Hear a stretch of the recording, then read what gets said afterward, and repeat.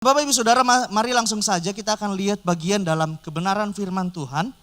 Dalam Kisah pasal yang ketiga ayat 11 sampai 18. Saya akan bacakan, saudara perhatikan isi cerita dari ayat ini. Kisah pasal 3 ayat 11 sampai 18. Di dalam nama Tuhan Yesus Kristus. Karena orang itu tetap mengikuti Petrus dan Yohanes, maka seluruh orang banyak yang sangat keheranan itu datang mengerumuni mereka di serambi yang disebut serambi Salomo. Petrus melihat banyak orang itu lalu berkata, "Hai orang Israel, mengapa kamu heran tentang kejadian itu?" Nah, kalau saudara lihat dalam Kisah pasal yang ketiga, di sini Petrus menyembuhkan seorang yang lumpuh yang telah 40 tahun menderita lumpuh.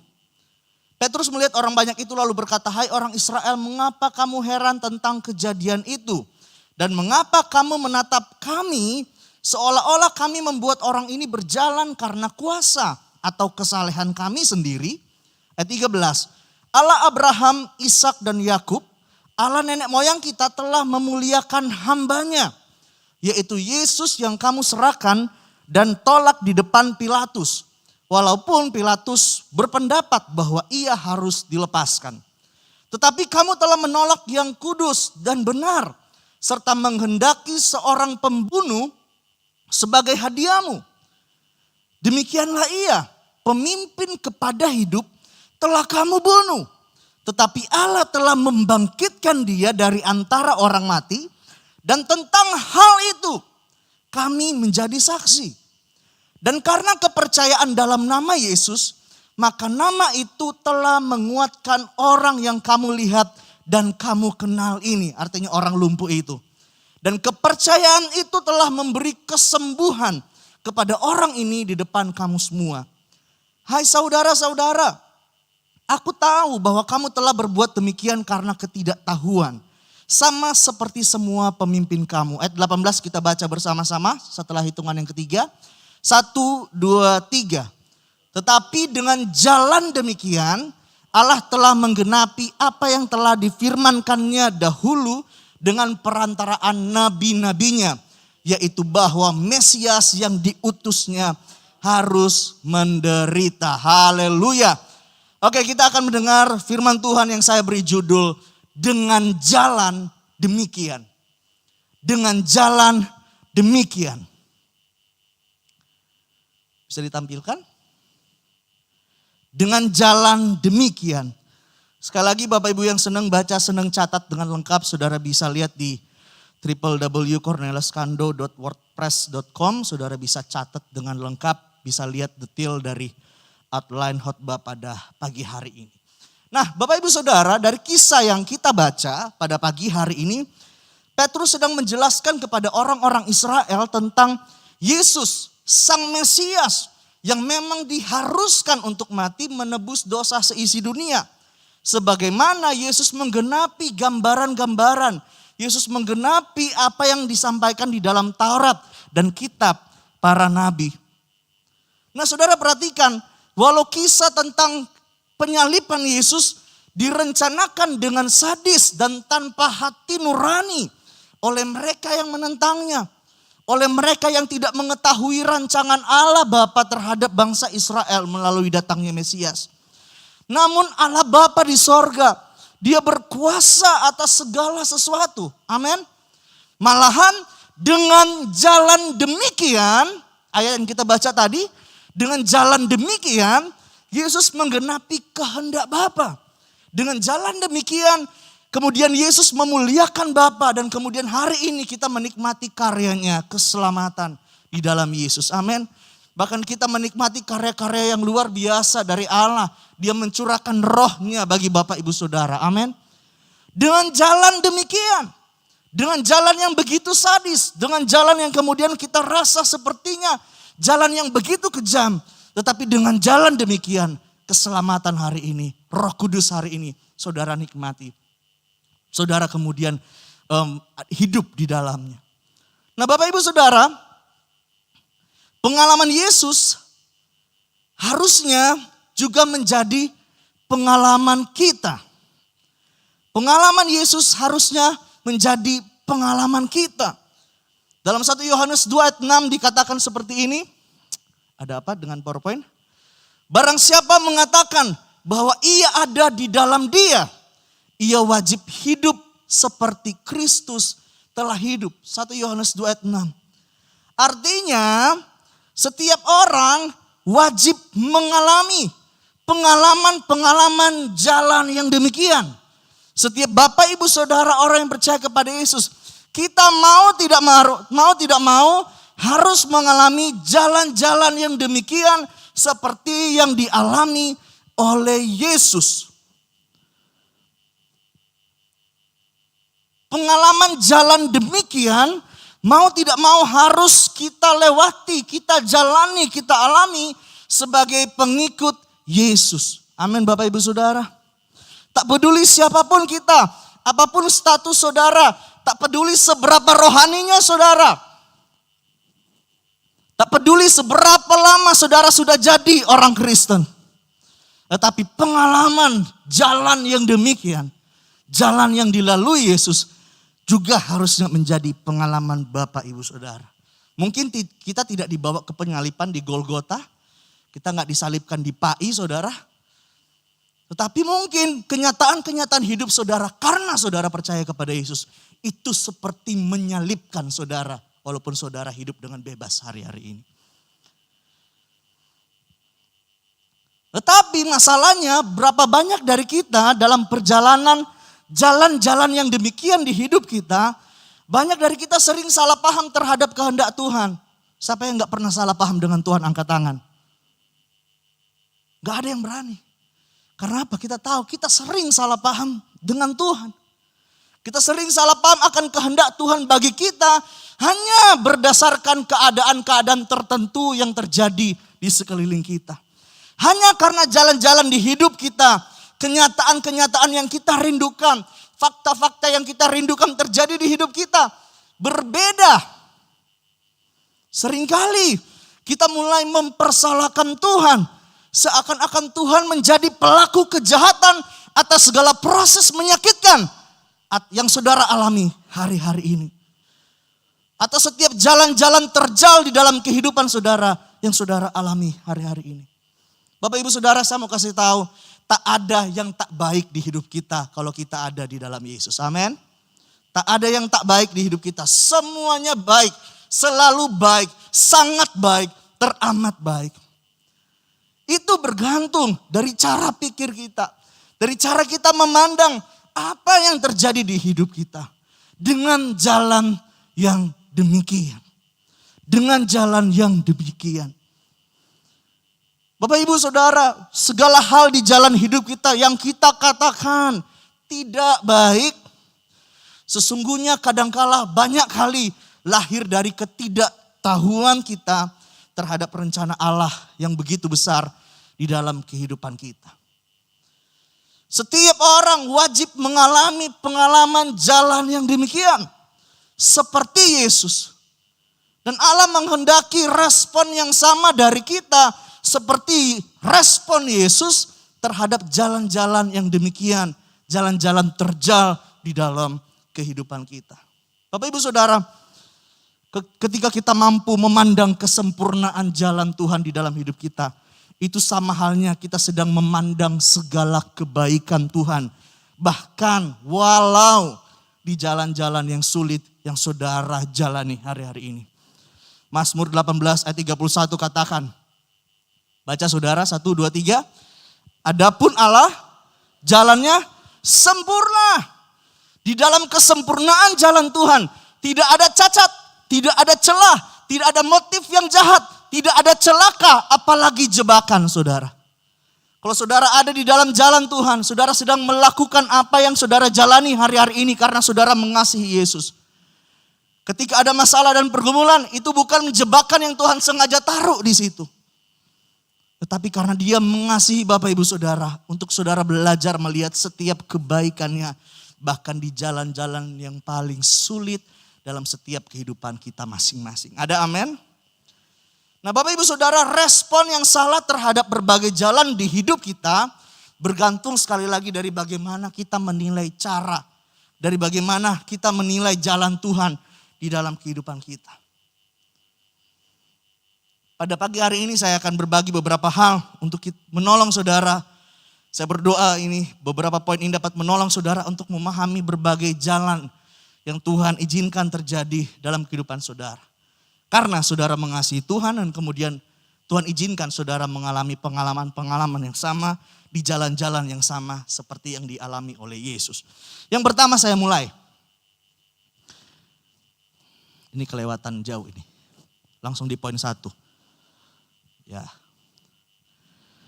Yang pertama, dengan jalan demikian berarti saya dan saudara sedang menggenapi firman Tuhan.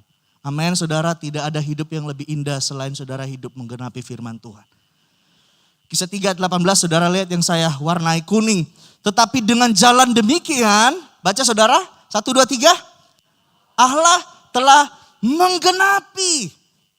Jadi saudara lihat, jalan yang dilalui oleh Yesus kemudian menempatkan Yesus pada suatu cara di mana dia menggenapi kehendak Tuhan atas kehidupannya. Yesus melakukan bagiannya untuk menggenapi apa yang Allah Bapa rindukan untuk dia genapi dalam kehidupannya. Jalan yang dilalui Yesus adalah jalan yang tak pernah terpikirkan oleh para murid-murid. Mereka tahu Yesus penuh kuasa, penuh mujizat. Tetapi justru jalan-jalan yang terjal, jalan-jalan yang memilukan, jalan-jalan yang memalukan itu yang dialami oleh seorang Mesias.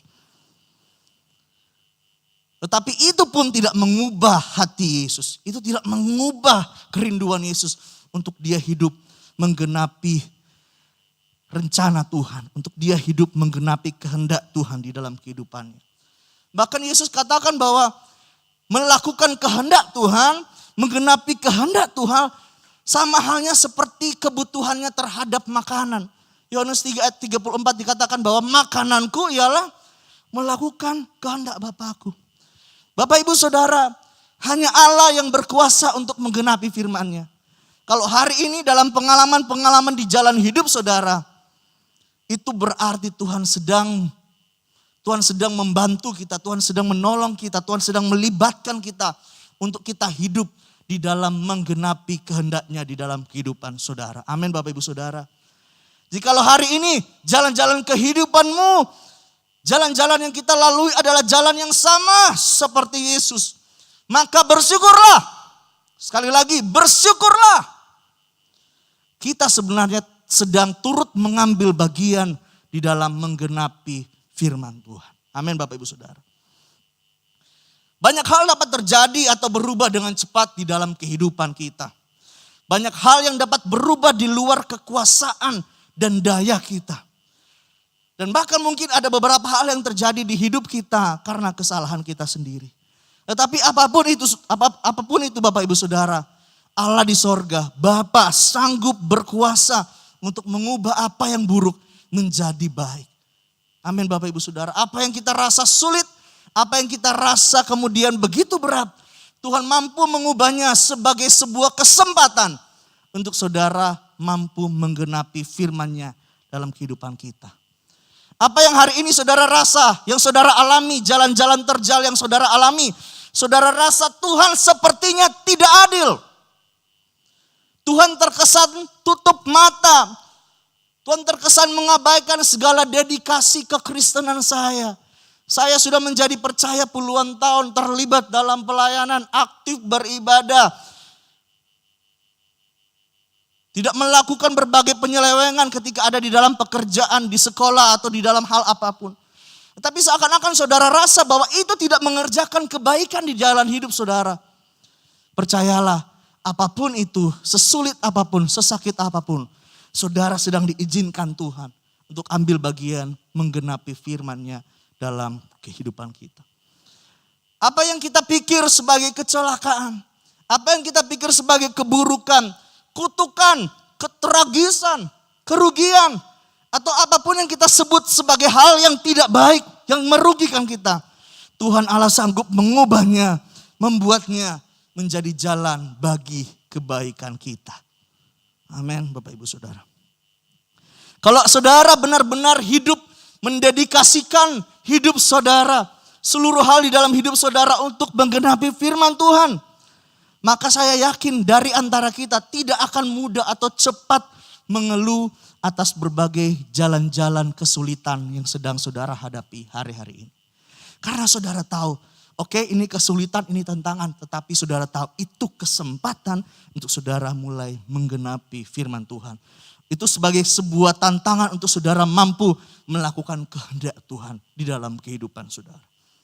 Yang kedua,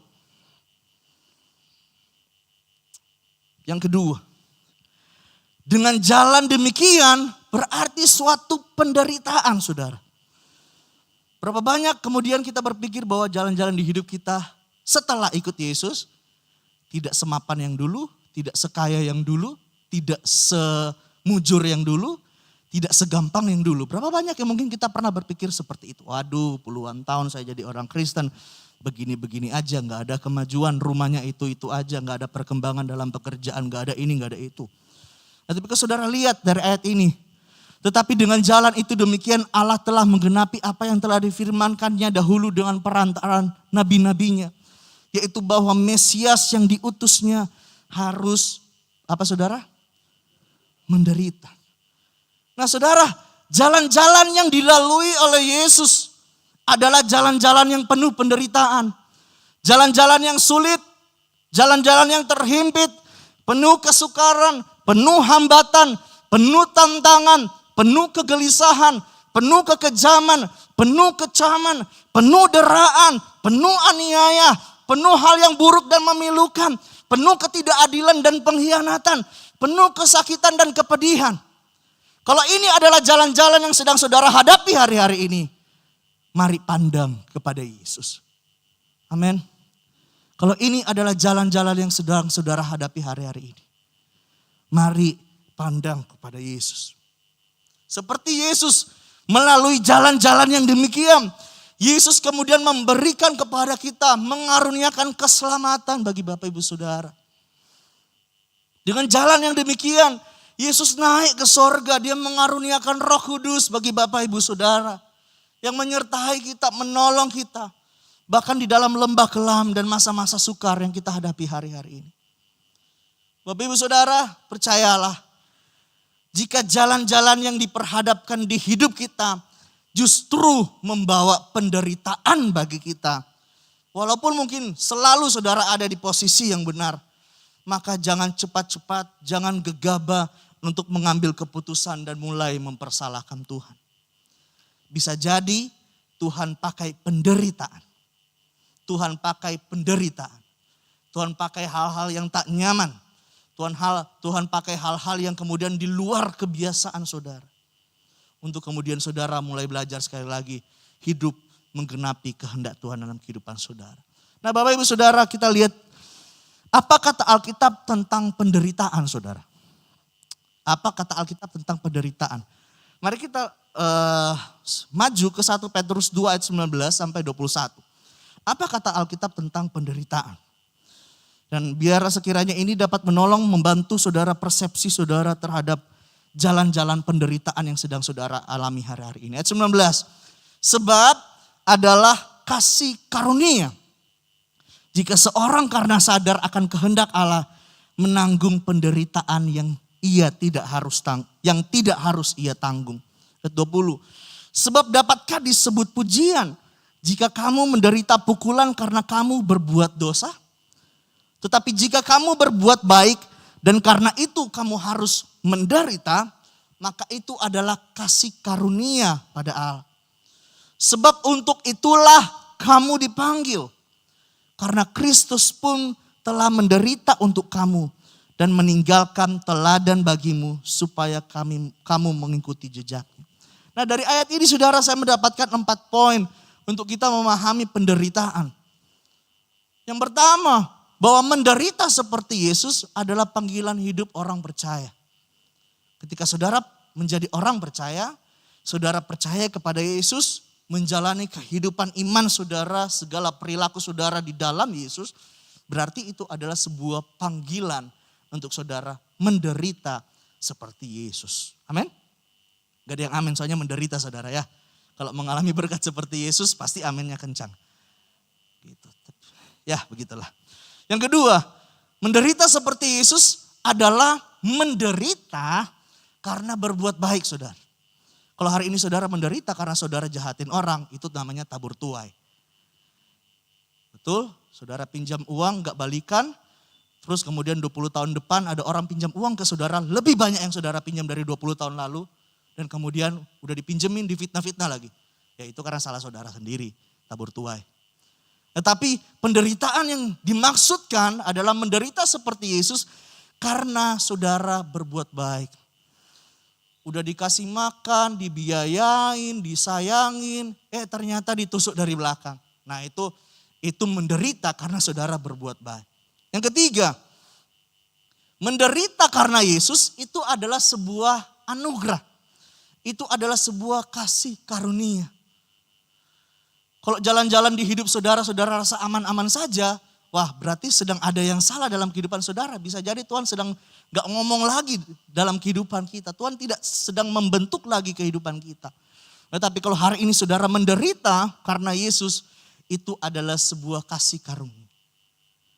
Sebuah anugerah yang saudara sebenarnya gak layak terima. Tetapi karena saudara mengasihi Yesus, Yesus izinkan untuk kita bekerja sama, ambil bagian di dalam penderitaan seperti dirinya. Yang keempat, ini yang membuat saya begitu terharu bahwa di dalam penderitaan sekalipun Yesus meninggalkan teladan untuk bersikap dengan benar walau saudara dalam penderitaan. Jadi ketika Yesus memanggil kita menjadi orang percaya, kita diselamatkan, kita dipulihkan. Kita gak dibiarkan begitu saja, tetapi ada jejaknya, ada teladannya yang bahkan kemudian dia tunjukkan walau kita dalam menghadapi penderitaan. Nah Bapak Ibu Saudara, jika saudara hari ini mengaku Kristen tetapi saudara tidak mau menderita karena iman saudara, maka sesungguhnya maaf kata saudara bukanlah seorang Kristen yang sejati. Saudara bukanlah pengikut Yesus yang sejati. Saudara gak sedang mengasihi Tuhan. Saudara sedang mengasihi diri saudara sendiri.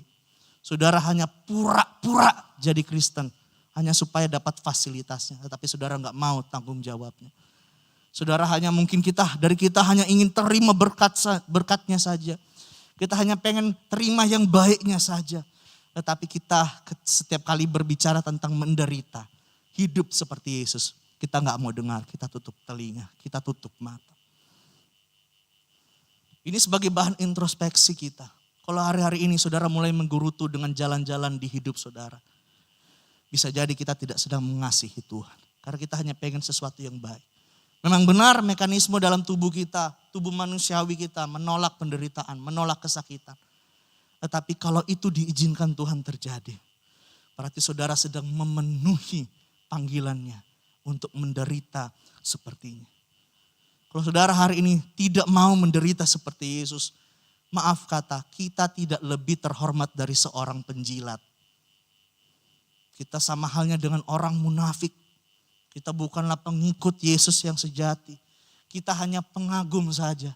Pengikut dan pengagum beda saudara. Pengikut dia ngikutin persis seperti apa yang dia ikutin. Tapi pengagum cuma senang kalau lagi terkenal. Diikutin kemana-mana. Tapi setelah ada kasus, ada hal-hal yang buruk ditinggalkan. Jikalau hari ini kita menolak berbagai penderitaan, proses jalan-jalan terjal yang saudara hadapi karena iman saudara kepada Yesus. Kalau kita mulai menolak hal-hal tersebut, berarti kehidupan kita hanya diisi oleh hawa nafsu, hanya ketamakan, hanya keegoisan. Saudara ikut Yesus bukan untuk memuliakan Yesus. Saudara ikut Yesus untuk memuliakan diri saudara. Jikalau saudara mungkin ada dari kita pernah ada di dalam kecenderungan seperti itu. Mari cepat-cepat berbalik. Amin Bapak Ibu Saudara. Kekristenan bukan hanya tentang bagaimana cara mendapat berkat. Hidup nyaman berkelimpahan. Hidup nyaman tanpa gangguan. Dan sebagainya. Tetapi hidup kekristenan adalah hidup yang tetap memberi walau saudara mungkin menerima sedikit. Saudara tetap mengasihi walau saudara dihianati. Saudara tetap tenang walau hati gelisah. Aduh sebelah rumah kena COVID. Aduh belakang kena COVID. Aduh depan kena COVID. Kiri kanan kena COVID. Di kantor sebelah kena COVID. Apapun itu, kekristenan kita, hidup kita di dalam Yesus harusnya tetap tenang walau mungkin banyak alasan untuk membuat hati kita gelisah dan takut. Saudara tetap mengampuni walau saudara berulang kali dicurangi. Saudara tetap berdoa walau jawab belum saudara terima, puluhan tahun saudara doa Tuhan belum jawab sampai hari ini. Saudara tetap melayani Tuhan, tetap terlibat melayani Tuhan bahkan di tengah-tengah pekerjaan saudara. Walau mungkin kadangkala saudara sakit hati. Saudara tetap berkomitmen ibadah walau diri sebenarnya ingin manja-manja di rumah kalau hari Minggu kumpul sama keluarga.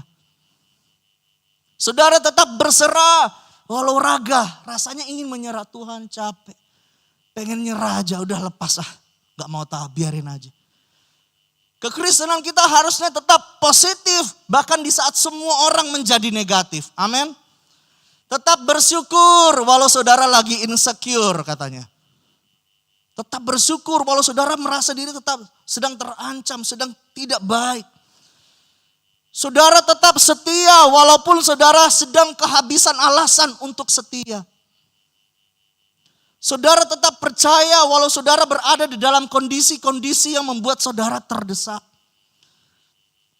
Saudara tetap menyembah walaupun sebenarnya dari hati saudara-saudara yang lebih pengen disembah. Saudara tetap hidup berdampak walau banyak kali mungkin kita merasa tercampakkan oleh berbagai kejadian, oleh berbagai orang-orang yang ada di sekitar kita. Bapak Ibu Saudara, menderita sebagai orang Kristen bukanlah hal yang menyedihkan. Amin. Bukanlah hal yang menyedihkan. Yang menyedihkan adalah kalau dari kita ngaku-ngaku Kristen, ngaku-ngaku mencintai Yesus, bertuhankan Tuhan Yesus Kristus, tetapi kita selalu menolak, bahkan kita selalu mengkhianati Tuhan karena kita tidak mau menderita mengikuti jalan-jalan seperti Yesus. Poin yang ketiga. Dengan jalan demikian menumbuhkan, baca saudara, kepercayaan. Ayat 15-16. Demikianlah ia pemimpin kepada hidup telah kamu bunuh. Tetapi Allah telah membangkitkan dia dari antara orang mati. Dan tentang hal itu kami adalah saksi. Ayat 16a. Dan karena kepercayaan dalam nama Yesus, maka nama itu telah menguatkan orang yang kamu lihat dan kamu kenal ini.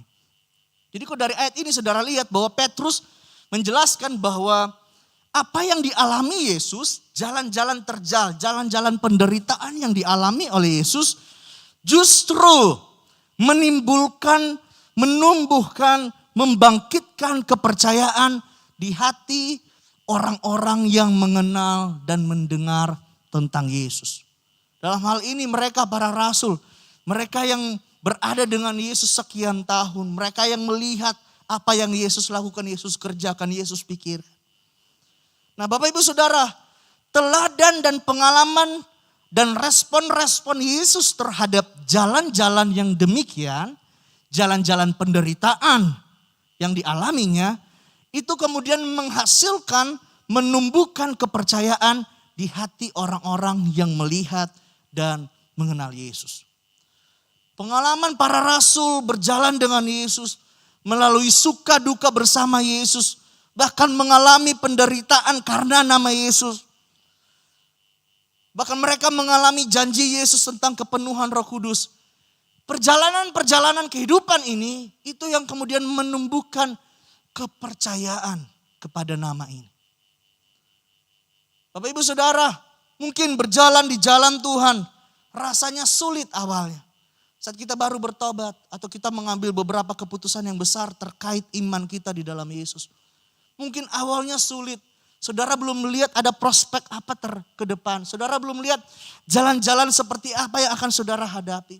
Tetapi percayalah, sesulit apapun itu, pengalaman-pengalaman ini itu yang akan menumbuhkan kepercayaan saudara kepada Tuhan. Amin. Berapa banyak pengalaman-pengalaman di hidup saudara. Saudara highlight aja sendiri. Aduh pernah sakit, keserempet mobil, hampir mati di ICU 1 minggu. Udah ditumpang tangan diserahkan, enggak jadi mati. Tuhan masih hidupkan. Tuhan masih tolong. Atau ada hal-hal lain yang mungkin saudara rasa dari pengalaman-pengalaman ini justru bukan membuat saudara takut. Tapi membuat saudara tambah percaya, tambah yakin, tambah mantep gitu. Ini juga yang dialami oleh Petrus, saudara. Saya nggak tulis ayatnya, tapi saudara bisa lihat sendiri. Petrus ini murid yang paling senior umurnya. Tetapi murid yang paling vokal, paling banyak ngomongnya, tapi seringkali setiap kali ngomong selalu banyak kali sering salah dalam apa yang dia omongin, dia bicarakan. Kemudian Petrus ini akhirnya dia menyangkal Yesus karena takut mau disalibkan seperti Yesus. Melarikan diri, merasa gagal 3,5 tahun pengabdiannya bersama-sama Yesus. Sepertinya hanyalah sebuah pengkhianatan karena dia menyangkal Yesus. Dan kemudian dalam Yohanes 21, Yesus kembali menemui mereka, memulihkan keadaan Petrus. Bahkan Petrus diberikan tugas secara spesifik. Kemudian dalam kisah 1, kisah 2, kita lihat di sana bahwa Petrus dan murid-murid yang lain mereka dipenuhkan Roh Kudus. Diberikan karunia, keberanian, kekuatan yang luar biasa. Dan bahkan kemudian di khotbah pertama di hari Pantekosta, seorang Petrus yang sering salah bicara, banyakan nyolotnya, gak pikir dulu baru bicara. Tetapi di hari di mana Tuhan menggenapi janjinya untuk memenuhkan dengan Roh Kudus, sekali khotbah 3.000 jiwa bertobat. Dan bahkan hari ini Petrus dikenal di Vatikan sana. Bahkan sampai hari ini menjadi salah satu bapak gereja mula-mula, saudara. Saudara lihat pengalaman, tiap pengalaman, merasa terancam, merasa terdesak, merasa gak bisa apa-apa, merasa gagal, merasa gak mampu. Tapi melalui pengalaman ini, dia kemudian tumbuh imannya, tumbuh kepercayaannya. Dan bahkan gak rela mati seperti Yesus. Bapak Ibu Saudara, apapun pengalaman kita, setiap pengalaman itu akan seperti menyuburkan iman kita. Itu seperti akan kemudian membangkitkan kepercayaan kita kepada Tuhan. Karena kita tahu Dia Allah yang sama yang menolong di masa lalu. Dia Allah yang sama menolong di masa kini. Dan bahkan walaupun jalan itu semakin sulit di masa yang akan datang, Dia tetap Tuhan yang sama. Amin. Pada awalnya mungkin Petrus gak berhasil untuk mengikuti teladan Yesus. Dia pernah meragukan Yesus. Tetapi sekali lagi seiring waktu berjalan, imannya dibangkitkan, kepercayaannya menjadi tumbuh. Nah Bapak Ibu Saudara, pengalaman dan respon kita terhadap berbagai jalan-jalan yang demikian di hidup kita juga akan membuat orang lain percaya apa yang kita percayai. Keberhasilan kita untuk mengikuti, menekuni, melewati jalan-jalan penderitaan, jalan-jalan kesusahan, jalan-jalan penderitaan, kesukaran akan menarik orang lain untuk mulai mempercayai dan menerima Yesus dalam kehidupan mereka. Karena keteguhan saudara di jalan-jalan yang sulit di hidup saudara, orang-orang di sekitar saudara akan merasa heran. Kok bisa dihianati berulang kali sama suami, gak dihargai sama anak, dicurangi rekan bisnis berkali-kali, tapi kok bisa mengampuni, tapi kok bisa tetap mengasihi. Waduh, papanya udah ninggalin rumah 10-an tahun, kok bisa anak ini masih kasihi papanya, ngurusin bahkan sampai tua, sampai mati. Atau ada pengalaman-pengalaman lain yang mungkin secara daging kita, secara manusia kita gak sanggup. Tetapi pengalaman-pengalaman ini yang mendewasakan kita, yang menumbuhkan iman kita, yang menumbuhkan percaya kita, yang menumbuhkan keyakinan kita. Dan inilah yang akan kemudian dilihat orang lain. Mereka akan penasaran. Apa yang bisa membuat kamu begitu kuat menghadapi jalan-jalan yang sulit ini? Amin Bapak Ibu Saudara. Puji Tuhan.